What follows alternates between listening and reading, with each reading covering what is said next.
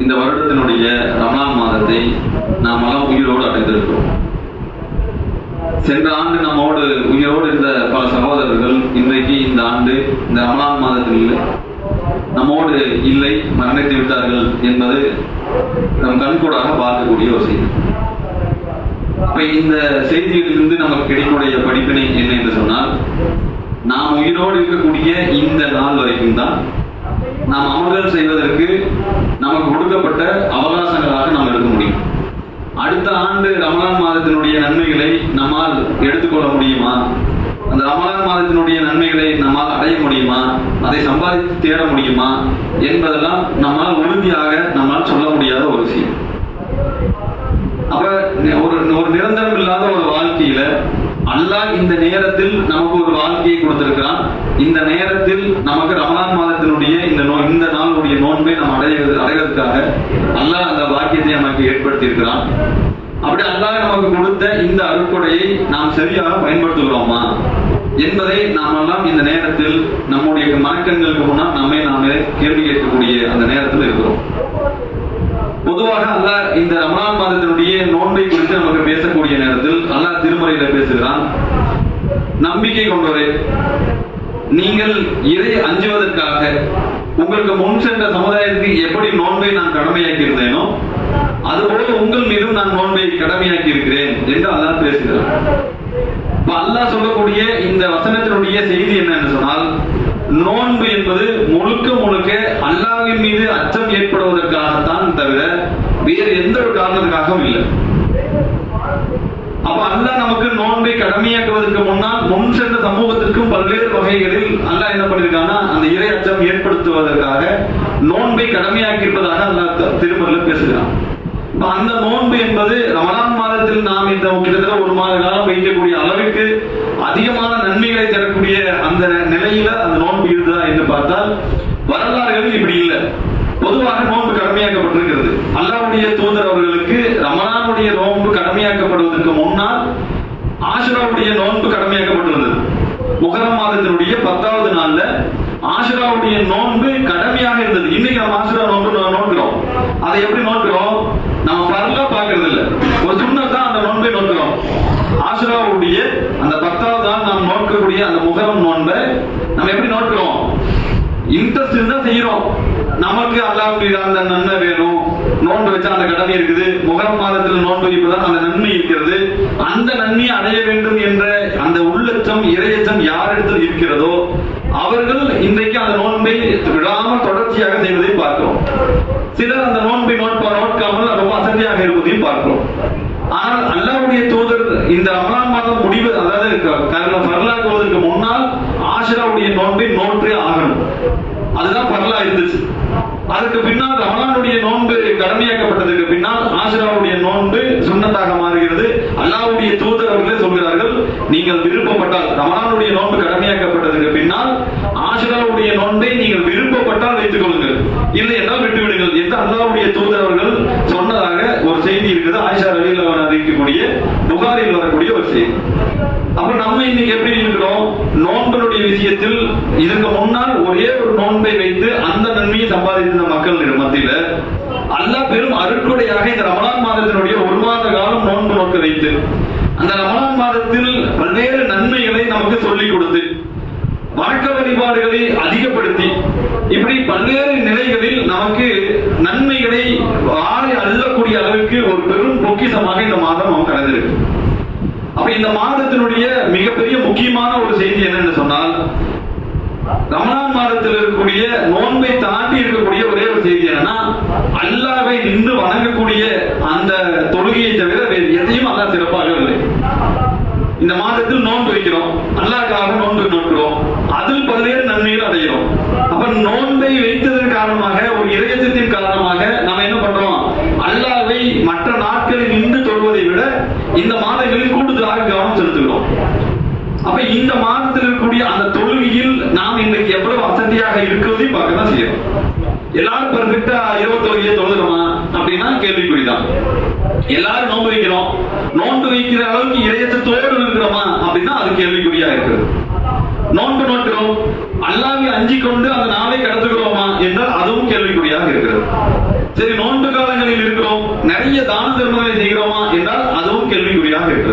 அப்ப நோன்பு காலங்களில் நமக்கு நோன்புக்கு அடுத்தபடியாக நமக்கு அதிகமாக வலியுறுத்தக்கூடிய ஒரே செய்தி என்னன்னு சொன்னால், அல்லாஹ்வை வணங்குவதை தவிர வேறு எதையும் இந்த நோன்பு மாதங்களில் நமக்கு சொல்லப்படுவதில்லை. அல்லாஹ்வை வணங்கணும். படைத்த இறைவனை இறையச்சத்தோடு நின்று வணங்க வேண்டிய சமூகமாக இந்த சமூகம் இருக்க வேண்டும். இந்த மாதத்தில் அது கண்டிப்பாக இருக்க வேண்டும் என்று அல்லாஹ் பல்வேறு இடங்களில் நமக்கு சொல்லி காட்டுகிறார். அப்ப அந்த செய்திகள், அந்த நிலைகளில் நாம் சரியாக இருக்கிறோமா? தொழுகையில் சரியாக இருக்கிறோமா? தொழுகையை பேணி தொழுகிறோமா? உபரியான இரவு தொழுகையை நாம் அல்லாஹ் சொன்ன மாதிரி, அல்லாஹ்வுடைய தூதர் காட்டி தந்த மாதிரி நடிகர்கள் இருந்து தொழுகிறோமா? சரி, அது முடியல, ஒரு இரவுல நின்று நாம ஒரு முடிவெடுத்து எல்லாரும் நின்று தொழுகிறோம் அப்படின்னு முடிவெடுத்தா அந்த தொழுகையில் எல்லாரும் கலந்து கொள்கிறோமா? அப்படி பார்த்தா எல்லாமே கேள்விக்குறியாக இன்றைக்கு வாழ்க்கையில் கடந்து செல்வதை பார்க்கிறோம். ஆனால் ரமலான் மாதம் என்று வந்துவிட்டால் அல்லாஹ்வுடைய தூதர் அவர்கள் ஒரு விஷயத்தை சொல்கிறார்கள். அபூ ஹுரைரா ரலியல்லாஹு அன்ஹு அறியக்கூடிய புகாரில் வரக்கூடிய ஒரு செய்தி. என்ன செய்தி அப்படின்னு சொன்னா, யார் இந்த மாதத்தில் நம்பிக்கை கொண்டு அல்லாஹ்விடத்தில் நற்கூலியை எதிர்பார்த்தவர்களாக ரமலான் மாதத்தில் நின்று வணங்குகிறார்களோ அவருடைய முந்தைய பாவங்கள் அனைத்தும் மன்னிக்கப்படும் என்று அல்லாஹ்வுடைய தூதர்கள் எங்களுக்கு சொன்னார்கள். யார் சொல்றார்? அபூ ஹுரைரா ரலியல்லாஹு அன்ஹு அவர்கள் ஒரு செய்தியை நமக்கு சொல்கிறார்கள். என்ன? நிற்கும் போது எப்படி இருக்கணும்? இறை அச்சத்தோடு வந்து தொழுகையில் நிற்கணும். அப்படி இறை அச்சத்தோடு வந்து தொழுகையில் நின்ற நாம அல்லாஹ்விடத்திலிருந்து எனக்கு நற்கூலி அல்லாஹ் தருவான், எனக்கு நன்மையான விஷயங்களை எனக்கு தருவான், அல்லாஹ் நான் நின்று வணங்குவதற்காக வெவ்வேறு நன்மைகளை அல்லாஹ் எனக்கு தருவான், அருள் புரிவான், என்னுடைய பாவங்களை மன்னிப்பான் என்ற சிந்தனையோடு வந்து நிற்கக்கூடியவர்களாக இருக்கணும். அப்படி நிற்கிறோமா என்று போய் யோசிப்பாரு. ஏதோ எல்லாரும் கேள்வி கேட்பாங்க, ஜமாத்துல இருந்து போன் பண்ணி கூப்பிடுறாங்க, அல்லது நம்மளை ரோட்ல நின்று பார்த்து நம்மளை அசிங்கமா பார்ப்பாங்க, நின்று தொழுகாம இருக்கிறவங்க கேள்வி வருமே, இப்படி நிறைய பேர் வந்து நிற்கக்கூடிய, ஏனோ தானோ என்று வந்து நிற்கக்கூடிய, வீட்டுல நம்ம மனைவி இருக்க விட மாட்டாங்க, வீட்டுல ஒரு ஃபர்ஸ்ட் தொழுக போலியான்னு தாக்கி விடுவாங்க, மனைவி தாக்கி தாங்க முடியாம வராது நிறைய பேர். இப்படி பல்வேறு நிலைகளில் வந்து நிற்கிறோமே தவிர நாம் வந்து நிற்கக்கூடிய, நாம் எப்படி நிற்க வேண்டும் என்று அல்லாஹ் ஆசைப்படலாம், நாம் எப்படி நிற்க வேண்டும் என்று அல்லாஹ்வுடைய தூதர் சொல்கிறார்கள் என்று சொன்னால், வந்து நிற்கும் போது இறை அச்சத்தோடு இருக்கணும். ஒண்ணு. இரண்டாவது, அல்லாஹ் இதற்கு பல கூலிகளை எனக்கு தருவான், வாரி வழங்கக்கூடியவனாக இருக்கிறான், என்னுடைய பாவங்களை மன்னிப்பான், இதன் மூலமாக என்னுடைய பாவங்கள் அனைத்தும் மன்னிக்கப்படும், நான் மறுமை நாளை ஈடேற்றம் பெற வேண்டும், சொர்க்கத்தை அடைய வேண்டும். இந்த சிந்தனையோடு வந்து நிற்கிறோமா என்று யோசிப்பார். அப்ப இந்த சிந்தனையோடு வந்து நின்ற ஆட்கள் யாரோ நமக்கே தெரியும். நான் வந்து நிற்கும் போது இப்படிதான் நிக்கிறேன், அப்படி நமக்கு தோணுதான் யோசிப்பார். அப்ப ரமலான் மாதத்தை பொறுத்த வரைக்கும், இந்த விஷயங்களை பொறுத்த வரைக்கும் என்னன்னா, இரவு தொழுகை நாம சரியா பேணி தொழுகிறோமா அப்படின்னு யோசிப்பாங்க. நாம ஏன் தெரியுமா, அல்லாஹ்வுடைய தூதருக்கும் நமக்கும் நிறைய வித்தியாசம். என்ன? அல்லாஹ்வுடைய தூதரை பொறுத்த வரைக்கும் ஆயிஷா ரலியல்லாஹு அன்ஹா அறிவிக்கக்கூடிய செய்தி எப்படி இருக்குன்னா, அல்லாஹ்வுடைய தூதர் அவர்கள் ஃபர்ஸ்ட் 4 ரக்காத் தொழுவாங்க. அந்த 4 ரக்காத் எப்படி தொழுவாங்க அப்படின்னு சொன்னா, அதனுடைய அழகை கேட்காதீர்கள் அப்படிங்கிறாங்க ரசூலுல்லாஹ் தொழுகக்கூடிய அந்த முதல் 4 ரக்காத்தினுடைய அழகை பற்றி என்னிடத்தில் கேட்காதீர்கள். யார் சொல்றா? அல்லாஹ்வுடைய தூதருடைய மனைவியாக இருக்கக்கூடிய ஆயிஷா ரலியல்லாஹு அன்ஹா அவர்கள் சொல்கிறார்கள். இரண்டாவது 4 ரக்காத் அல்லாஹ்வுடைய தூதர் தொழுவார்கள், அதை பற்றியும் அந்த அழகை பற்றியும் கேட்காதீர்கள். அப்ப அல்லாஹ்வுடைய தூதருடைய அந்த தொழுகை என்பது மிக நீட்டித்து ரொம்ப நேரம் நின்று ரொம்ப நேரம் அல்லாஹ்விடத்துல கேட்டு பெரிய சூறாக்களை ஓதி, அல்-பக்ரா போன்ற சூறாக்களை எல்லாம் ஓதி அல்லாஹ்வுடைய தூதர் அவர்கள் தொழக்கூடியவர்களாக இருந்திருக்கிறார்கள். எப்ப வரைக்கும்? ரமலான் மாதத்தில் மட்டுமா? அல்லாஹ்வுடைய தூதருடைய தொழுகை என்பது ரமலான் மாதத்திலும் அப்படித்தான் இருக்கும், ரமலான் அல்லாத மற்ற மாதங்களிலும் அப்படித்தான் இருக்கும். அப்ப நாம் அப்படி இருக்கிறோமா? ரமலான் முடிந்து விட்டால் இரவு தொழுகை என்பது முடிஞ்சிருச்சு, அவ்வளவுதான். முதல் நோன்பு ஆரம்பிச்சு அந்த 29வது 30வது நோன்போடு நம்மளுடைய இரவு தொழுகை கடமை முடிஞ்சிருச்சு, நம்ம முட்டுறோம். எத்தனை பேர் இரவு தொழுகை எடுத்து தொழக்கூடியவர்களாக இருக்கிறோம்? ரமலான் முடிந்து விட்டால் நான் இரவு தொழுகை தொழக்கூடியவனாக இருக்கிறேன் அப்படின்னு எத்தனை பேர் இருக்கிறோம்? அப்படி யாரும் இல்லை. அப்ப ரமலான் மாதத்துல இருக்கக்கூடிய இந்த நாட்களில் கூட அந்த இரவு தொழுகையை சரிவர பேரவில்லை என்று சொன்னால் அதை விட பெரிய கை செய்து என்ன இருந்த போது. அல்லாஹ்வுடைய தூதரோடு இருக்கக்கூடிய அந்த நேரத்துல அப்துல்லா பின் உமர் என்று சொல்லக்கூடிய ஒரு நபி தோழர், இவர் என்ன பண்றார்? இவர் யாருன்னா அல்லாஹ்வுடைய தூதருடைய மனைவிமார்கள் ஹப்ஸா ரலியல்லாஹு அன்ஹா இருக்காரு பாருங்க, அவருடைய சகோதரர் தான் இவர். இவர் என்ன பண்றார் அப்படின்னு சொன்னா, ஒரு கனவு காண்றார். பொதுவாகவே சஹாபாக்களுடைய பழக்கம் என்னன்னா, ஒரு கனவு காண்டால் உடனே என்ன பண்ணுவாங்க, நேரம் அல்லாஹ்வுடைய தூதரை சொல்லி, அல்லாஹ்வுடைய தூதரை நான் இப்படி கனவு கண்டேன், எனக்கு இந்த கனவு வந்தது, இது சம்பந்தமான விளக்கை நிலை என்ன என்று விளக்கம் கேட்கக்கூடிய நபர்களாக சஹாபாக்கள் அன்றைக்கு இருந்தார்கள்.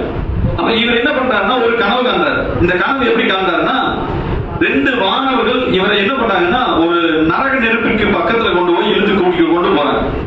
அந்த நரகம் எப்படி இருக்குது என்று சொன்னால், கிணறு போல சுத்தியும் செவுறு கட்டப்பட்டு ஒரு கிணறு மாதிரி இருக்குது. இவர் என்ன பண்றாருன்னா அந்த நரக நெருப்பை பார்த்த உடனே பயந்து இறைவனிடத்துல உதவி தருகிறார். இதெல்லாம் கனவு. இறைவனிடத்துல உதவி தருகிறார். இதெல்லாம் என்னை இந்த நரக நெருப்பிலிருந்து காப்பாத்து என்ற அடிப்படையில் ஒரு உதவியை தேடுகிறார். உடனே இன்னொரு மாணவர் அங்க வருகிறார். வந்து அவர் என்ன பண்றாருன்னா, இதற்கு பின்னால் நீங்கள் ஒருபோதும் பயக்க மாட்டீர்கள், நீங்கள் பீதி அடைய வேண்டாம் என்று அவருக்கு ஒரு மலக்கு வந்து என்ன பண்றாருன்னா ஒரு நன்மாரையும் சொல்கிறார். இந்த செய்தியை என்ன பண்றாங்கன்னா உடனடியாக அல்லாஹ்வுடைய தூதர் சொல்லணுமே சொல்லி வேகமா என்ன பண்றாருன்னா இவர் கிளம்பி வர்றாரு.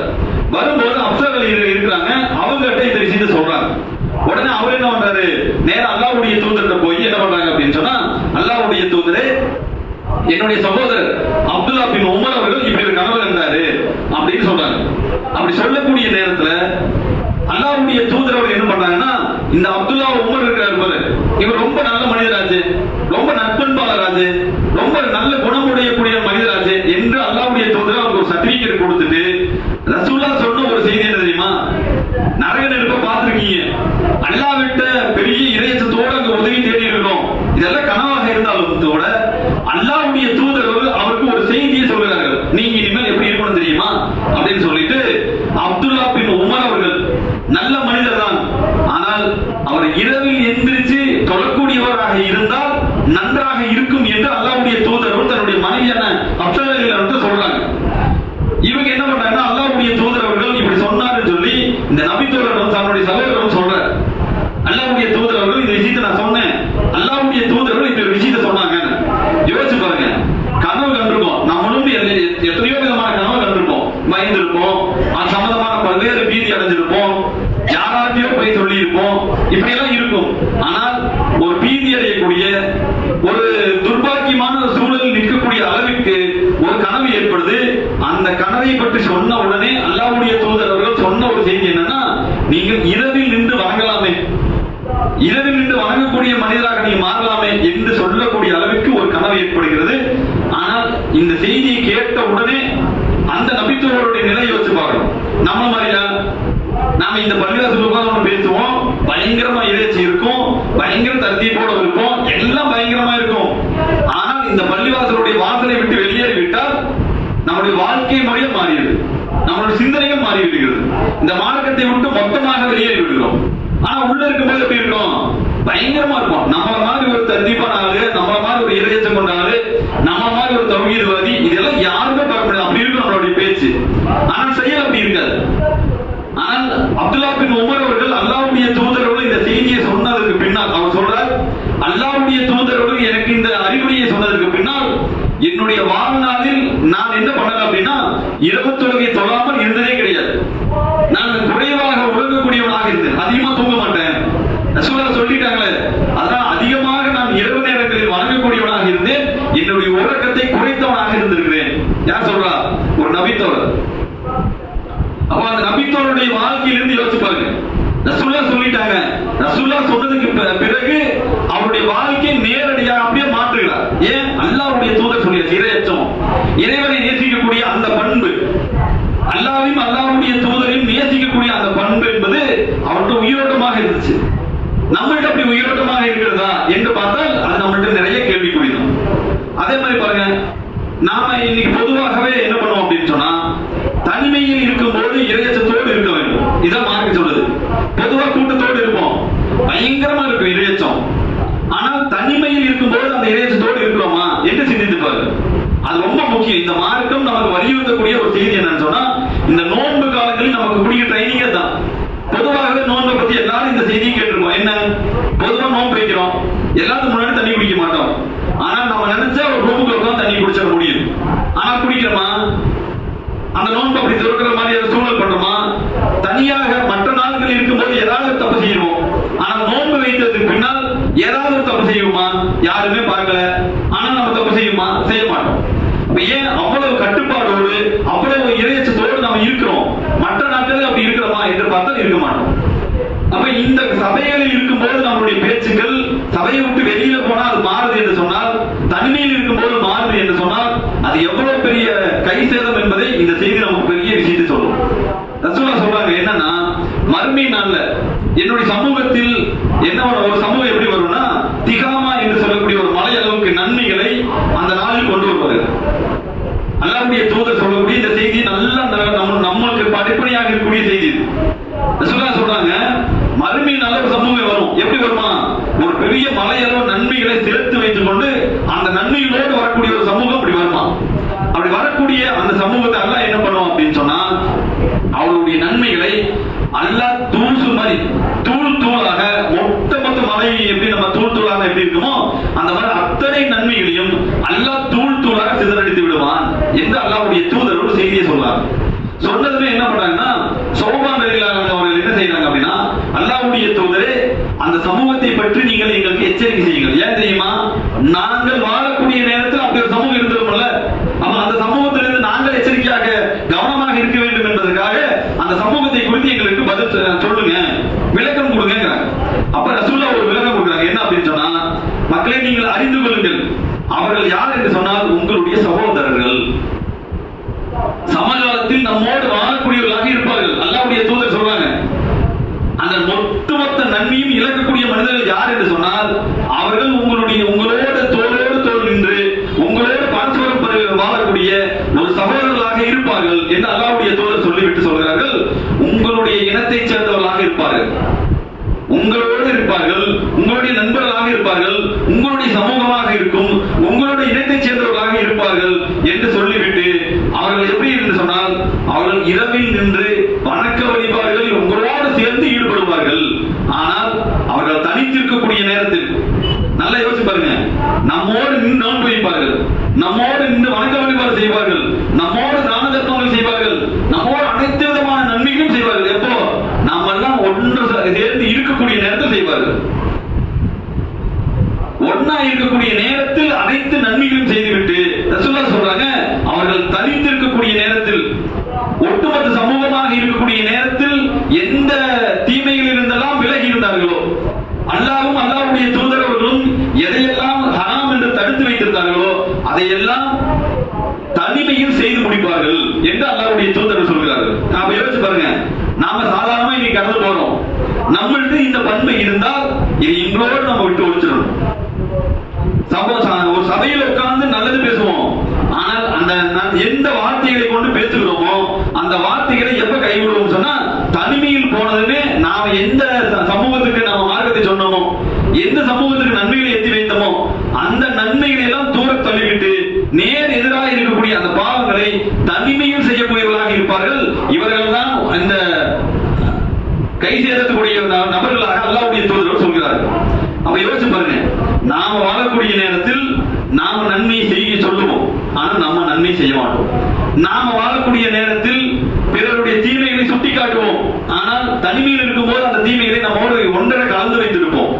நாம வாழக்கூடிய நேரத்தில் மற்ற மனிதர்களுக்கெல்லாம் போதனை செய்வோம், ஆனால் தனிமையில் வரும்போது அந்த போதனைகளை எல்லாம் தூர தூக்கிவிட்டு நாம எதை சொன்னோமோ அதுக்கு நேர் மாற்றமாக நம்முடைய வாழ்க்கையில் அதை நடைமுறைப்படுத்தினால் என்று சொன்னால், தனிமையில் இருக்கும்போது இரையச்சம் இல்லாமல் இருந்தால் நம்முடைய வாழ்க்கை மறுமை நாள் எவ்வளவு நன்மையை கூட மறுமை நாள் கொட்டி நிறுத்தினாலும், தனிமையில் இருக்கும்போது இரையச்சத்தோடு இல்லாமல் பாவங்கள் செய்யக்கூடிய மனிதர்களாக இருந்தால் அல்லாஹ் நம்முடைய நன்மைகளையும் இதே போல சிதற செய்து விடுவான்.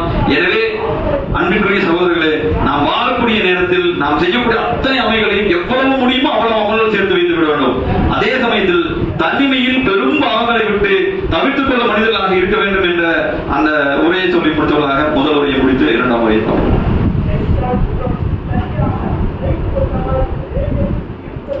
அஸ்ஸலாமு அலைக்கும் வரஹ்மத்துல்லாஹி வபரகாத்துஹு. அன்பிற்குரிய சகோதரர்களே, எல்லாம் அல்லாஹ்வுடைய நல்லடியார்களே, அல்லாஹ்வும் அல்லாஹ்வுடைய தூதர் அவர்களும் இந்த மாதத்தில் ரமலானுடைய அந்த நோன்பை தாண்டி நமக்கு சொல்லக்கூடிய அல்லது நாம் அதிகமாக செய்ய வேண்டிய கடமைப்பட்டிருக்கக்கூடிய ஒரு செய்தி என்னன்னா, தொழுகையில் அல்லாஹ்வை தொழக்கூடியவர்களாக, இறைவனை அஞ்சக்கூடியவர்களாக, இறை அச்சம் கொண்ட மனிதர்களாக இருக்க வேண்டும் என்பதை தவிர வேறு எதுவும் இல்லை. பொதுவாகவே இந்த மாதம் அதிகமாக தொழுகையில் ஈடுபடக்கூடிய மனிதர்களாக நாம் இருக்க வேண்டும் என்பதுதான் இந்த மாதத்தினுடைய ஒரு ட்ரைனிங் கிளாஸ். அதான் மற்ற மாதங்கள்ல நம்ம சரியா இருக்க மாட்டோம். பஜ்ருடைய வக்தில என்ன பண்ணுவோம் அப்படின்னா லேட்டா போவோம், ஆனால் இந்த மாதத்தில் கரெக்டா அந்த டைம் வந்துடும். மற்ற மாதங்களில் ஃபஜ்ருடைய வக்தில முன்சுன்னத் தொழ மாட்டோம். இந்த மாதங்களில் முன்சுன்னத்தை பேணக்கூடியவர்களாக இருக்கும். மற்ற மாதங்களில் உபரியான வணக்க வழிபாடுகளில் ஈடுபட மாட்டோம். இந்த மாதங்களில் அதிகமான உபரியான வணக்க வழிபாடுகளில் ஈடுபடக்கூடியவர்களாக இருக்கும். ஆனால் இதெல்லாம் எப்படி இருக்க வேண்டும் என்று சொன்னால், இறையச்சத்தோடு கலந்து இறைவனிடத்திலே நன்மையை எதிர்பார்த்தவர்களாக இருக்கக்கூடிய அந்த சூழலில் தான் நம்முடைய இந்த நன்மைகள் இருக்க வேண்டும் என்பதுதான் இந்த மாதம் நமக்கு கற்றுக் கொடுக்கக்கூடிய மிகப்பெரிய பயிற்சியாக இருக்கும். பொதுவாகவே தொழ வேண்டும் என்று வந்துவிட்டால் அந்த தொழுகையை நம்முடைய சிந்தனைகள் எப்படி இருக்க வேண்டும் அப்படின்னு சொன்னா, அகமதுல வரக்கூடிய ஒரு செய்தி, ஒரு அடியான் தொழுகின்றவனாக நிற்கும் போது அவனுடைய பாவங்கள் எப்படி இருக்குன்னா, எல்லாம் அவனோட செய்த அத்தனை பாவங்களையும் கொண்டு வரப்படும். ஒரு அடியான் அல்லாஹ்வை அஞ்சி இறைவனிடத்திலே பாவ மன்னிப்பு எதிர்பார்த்தவனாக இறையச்சத்தோடு வந்து நின்று, நான் தொழுதால் அல்லாஹ் எனக்கு நன்மையை தருவான், நான் தொழக்கூடிய நேரத்தில் அல்லாஹ் என்னுடைய பாவங்களை மன்னிப்பான் என்ற சிந்தனையோடு வந்து நிற்கக்கூடிய அந்த அடியான் இடத்துல அல்லாஹ் என்ன பண்ணுவான்னா, பாவங்களை கொண்டு வரப்பட்டு அவனுடைய தலையிலும் தோல் புஜங்களிலும் வைக்கப்படுவான். அப்படி வைக்கப்படக்கூடிய நேரத்தில் அந்த அடியான் சஜிதா செய்யக்கூடிய நேரத்திலும் ருக்கு செய்யக்கூடிய நேரத்திலும் எப்படி இருக்குன்னா, இந்த பாவங்கள் கீழே விழுந்து உதிர்ந்து போகக்கூடிய அளவுக்கு அவனுடைய பாவங்கள் மன்னிக்கப்படக்கூடியதாக இருக்கும். ஏன்? தொழுகையில தான். நாம தொழுகை நின்னால் அந்த தொழுகையில் ஒவ்வொரு நேரத்திலும் நம்ம ருக்கு செய்வோம். ருக்கு செய்ததற்கு பின்னால் நம்ம சஜிதா செய்யக்கூடியவர்களாக இருப்போம். அப்படி நம்ம ஒவ்வொரு தடவையும் ருக்கும் சஜிதாவும் செய்யும் போது நம்முடைய பாவங்கள் மன்னிக்கப்படும் என்று அல்லாஹ்வுடைய தூதரவர்கள் நமக்கு பெரிய ஒரு நல்ல செய்தியை அல்லாஹ்வுடைய தூதரவர்கள் சொல்கிறார்கள். அப்ப நம்ம தொழுகையை நிற்கும் போதே நமக்கு எப்படி இருக்க வேண்டும் என்று சொன்னால், அல்லாஹ் நம்முடைய பாவங்களை மன்னிப்பான், நமக்கு நன்மையை தருவான் எந்த சிந்தனையோடு வந்து அந்த தொழுகையில் நிற்க வேண்டும். அதே மாதிரி பாருங்க, நாம் இந்த உலகத்துல எல்லா நன்மையும் எதுக்காக இருக்கணும்னா, மறுமையில சொர்க்கம் போயிடணும். அப்ப அந்த சொர்க்கத்தை அடைந்து விட வேண்டும் என்ற அந்த ஆசையை தவிர வேற எதுவும் நம்மளுக்கு இருக்காது. ஏன் நம்ம செய்யறோம்? உலகத்துல மறுமையினால இந்த உலகத்துல மரணத்துக்கு பின்னால் மறுமையினால சொர்க்கத்தை அடைந்து விட வேண்டும், நரக நெருப்பிலிருந்து பாதுகாப்படைஞ்சிடணும், துர்பாக்கியசாலியாக மறுமையினால நம்ம ஆளாயிடக்கூடாது, கைசேதம் அடைந்தவர்களாக ஆளாகிவிடக் கூடாது என்று அந்த சிந்தனை தவிர வேறு எதுவும் இருக்காது. அந்த சொர்க்கத்தை நம்ம அடைய வேண்டும் என்று சொன்னால் அதுக்கு முதல்ல தொழுக வேண்டும். அல்லாஹ்வுடைய தூதர் அவர்கள் சொல்லக்கூடிய ஒரு செய்தி, முஸ்லீம்ல பதிவு செய்யக்கூடிய ஒரு செய்தி என்னன்னா, ஒரு முஸ்லீம் அழகிய முறையில் அங்க தூய்மை செய்து, நாம அதாவது எப்படின்னா அழகிய முறையில தொழுவதற்காக வரும்போது அழகா நம்ம முறையில ஒளி செய்து, ஏன்னா நம்ம அவசர அவசரமா ஒளி செய்யறதை பாக்குறோம். ஒளி செய்ய வந்தா கால் நினைறது இல்ல, தேய்ச்சி கழுவுறது இல்ல, வேக வேகமா என்ன பண்ணுவோம்னா நம்ம வீட்டுல பாத்ரூம்ல கால கழுவுற மாதிரி மேல் கால்களை வைத்து தேய்த்து கழுவக்கூடியவர்களாக பார்க்கிறோம். ஆனா அல்லாஹ்வுடைய தூதர்கள் அப்படி தேய்ச்சி கழுவ மாட்டாங்க. ஒவ்வொரு விரல்களும் கையை வச்சு என்ன பண்ணுவாங்க அப்படின்னா கோதி விட்டு காலை கழுவக்கூடிய அந்த பண்பு அல்லாஹ்வுடைய தூதர்கள் இருந்துச்சு. ஆனா நம்ம இன்னைக்கு எப்படி ஒளி செய்யறோம்? வேகமா வருவோம், டக்கு டக்கு கை கால் மூஞ்சி கழுவுவோம், காலை என்ன பண்ணுவோம், பைப்பில் 2 பக்கம் நீட்டி கீழே வச்சு 2 தேய், குதிகால் வச்சு ஒரு 2 தேய் தேய்ச்சிட்டு நம்ம உள்ள வருவோம். ஆனால் அந்த தொழுகையை பொறுத்த வரைக்கும் ஒளி செய்யற விஷயம் தான் ரொம்ப அடிப்படையான ஒரு செய்தி. ஒழு சரியாக இல்லை என்று சொன்னால் அந்த தொழுகையின் நன்மை இருக்காது.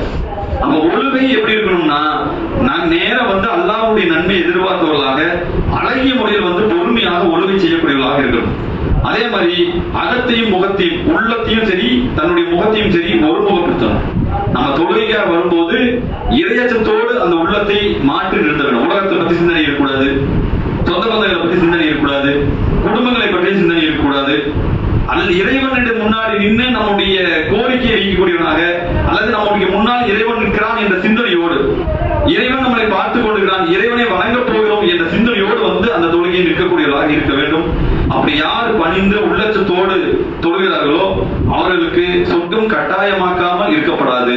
யார் சொல்றா? அல்லாஹ்வுடைய தூதர் சொல்கிறார்கள், கரெக்டா ஒரு ஆள் வந்து இறையச்சத்தோடு வந்து அழகிய முறையில் ஒளி செய்து இறைவனை தொழக்கூடிய அந்த சிந்தனையோடு நின்று, எந்த சிந்தனையும் இல்லாமல் இறை சிந்தனையோடு நின்று தொழுது விட்டால், அந்த மாதிரி தன்னுடைய வாழ்க்கையில் மரணிக்கிற வரைக்கும் அந்த மனிதன் அந்த தொழுகை அமைத்து விட்டால் நிச்சயமாக அந்த மனிதனுக்கு அல்லாஹ் என்ன பண்ணுவான்னா சொர்க்கத்தை கடமையாக ஆக்குகிறான்.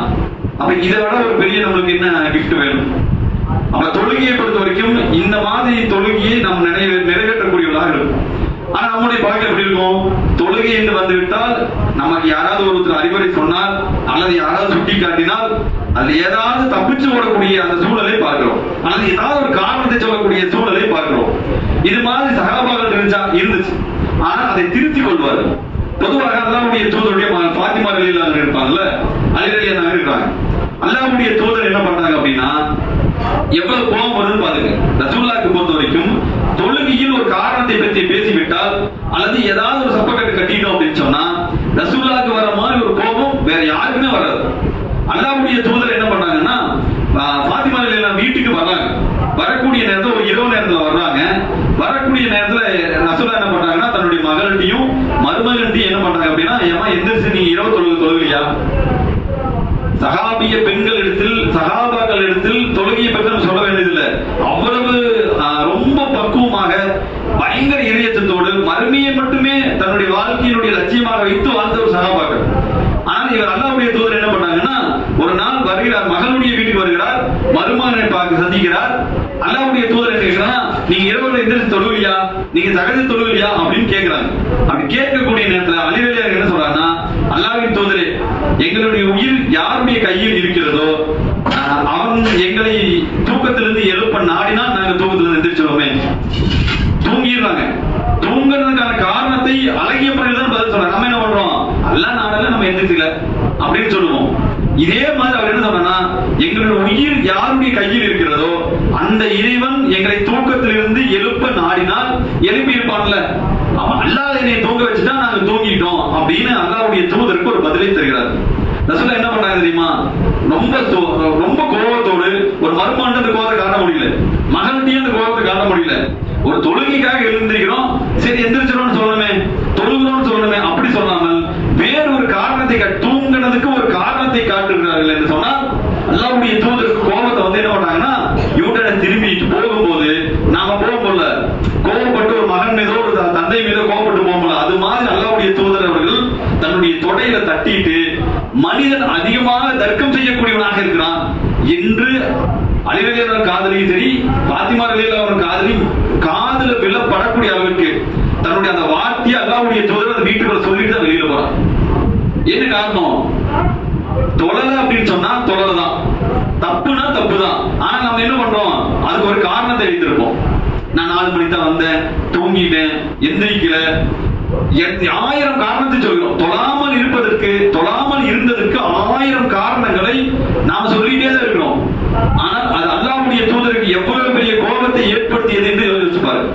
அவ்வளவு சங்கடத்தோடு ரெண்டுமே கலந்து, சில நேரங்கள் கோபம் வரும், சில நேரங்கள் வருத்தம் ஏற்படும். இது ரெண்டுமே அல்லாஹ்வுடைய தூதருக்கு அந்த சம்பவத்தில் இருக்குது அப்படின்னு சொன்னா, அப்ப எவ்வளவு தூரம் அந்த தொழுகையில் பேணி பாதுகாக்க வேண்டும். ஒரு இரவு தொழுகையை தொழுகிறதுல எவ்வளவு அல்லாஹ்வுடைய தூதரோ அவ்வளவு ஆர்வத்தோடு, அல்லாஹ் நம்மை பார்க்கிறான், அல்லாஹ் நம்மை கண்காணிக்கிறான். இரவு தொழுகையை நின்று தொழக்கூடியவர்களாக இருந்தால் அல்லாஹ்விடத்தில் நமக்கு கூலி கொடுக்கப்படுகிறது. அல்லாஹ் நம்முடைய பாவங்களை மன்னிக்க போகிறான், அல்லாஹ்வுடைய அன்பை பெறப் போகிறோம், அல்லாஹ்வுடைய அருளை பெறப் போகிறோம் என்ற சிந்தனையோடு அந்த இரவு தொழுகை நம்மிடத்தில் இருக்க வேண்டும். அப்படி இருந்தால்தான் நாம இந்த மாதத்தில் செய்யக்கூடிய அனைத்துக்குமே பிரயோஜனமாக இருக்கும். இந்த மாதத்தில் செய்யக்கூடிய அத்தனை நன்மைகளும் மறுமை நாள்ல நம்ம பெரிய அளவில் அல்லாஹ்வுடைய கரங்களால் பெறக்கூடிய, அல்லாஹ்வுடைய கரங்களிலிருந்து அந்த நன்மைகளை பெறக்கூடிய பாக்கியத்தை வல்ல ரஹ்மான் நாம் அனைவரும் தந்தால் புரிய வேண்டும். அதன் மூலமாக நாம் அனைவரும் சொர்க்கம் செல்லக்கூடிய மக்களாக இருக்க வேண்டும் என்ற உயர்ந்த பிரார்த்தனையை நாம் அனைவருக்கும் செய்தவனாக இந்த உரையை நிறைவு செய்கிறேன். வாஹிதவுனா அல்ஹம்துலில்லாஹி ரப்பில் ஆலமீன். அஸ்ஸலாமு அலைக்கும்.